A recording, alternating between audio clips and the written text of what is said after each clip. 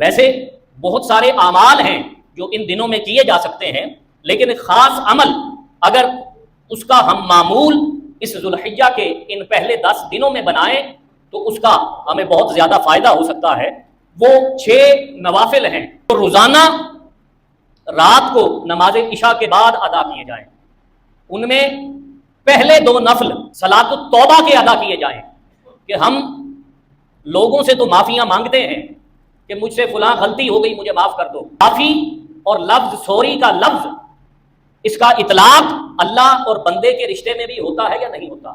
لہذا صدق دل کے ساتھ پہلے 2 نفل صلاۃ التوبہ کے ادا کریں کہ آپ سے زندگی میں جو بھی غلطیاں ہوئیں، جو بھی گناہ سرزد ہوئے، ان پر اللہ کے حضور معافی کے خواستگار ہوئیے۔ ان 2 نوافل کے بعد اگلے 2 نفل صلاۃ الشکر کے کہ اللہ رب العزت نے انسان کو اتنی نعمتیں عطا فرمائی کہ انسان سر کے بالوں سے لے کر پاؤں کے ناخنوں تک اللہ کی نعمتوں اور اللہ کی عنایتوں کا مرقع نظر آتا ہے۔ ان تمام نعمتوں پر اللہ رب العزت کا شکر ادا کرنے کے لیے صلاۃ الشکر کے 2 نفل ادا کیجیے۔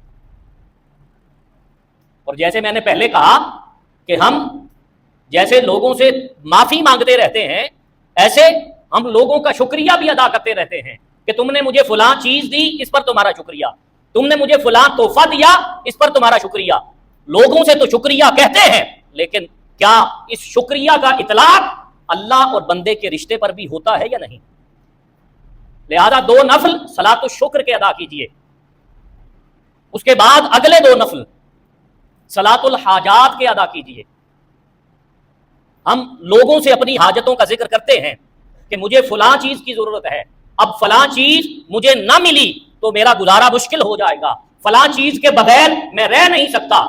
لوگوں سے اپنی حاجات کا ذکر کرتے ہیں، کبھی لوگوں کو چھوڑ کر اللہ رب العزت سے بھی اپنی حاجات کا ذکر کیجیے، اور اللہ رب العزت کے سامنے اپنی تمام حاجات کی ایک گٹھڑی بنائیے اور بنا کر اللہ رب العزت کے حضور پیش کر دیجیے۔ اور پھر دیکھیے کہ لوگوں سے تو حاجت کا ذکر کرنے سے کبھی کوئی چیز ملتی ہے، کبھی کوئی چیز نہیں ملتی، لیکن جب اپنی حاجتیں لوگوں کو بتائے بغیر اللہ رب العزت سے ان کا ذکر کرنا شروع کریں گے تو اللہ رب العزت تو مالک ہے، وہ خالق بھی ہے، وہ عطا فرمائے گا، اور اس کی عطا اور بندوں کی عطا میں فرق خود ہی معلوم ہو جائے گا۔ تو یہ 6 نفل اگر روزانہ ذوالحجہ کے ان پہلے 10 دنوں میں اپنے معمول میں رکھ لیں تو انشاءاللہ تعالی اس کا بڑا فائدہ ہوگا۔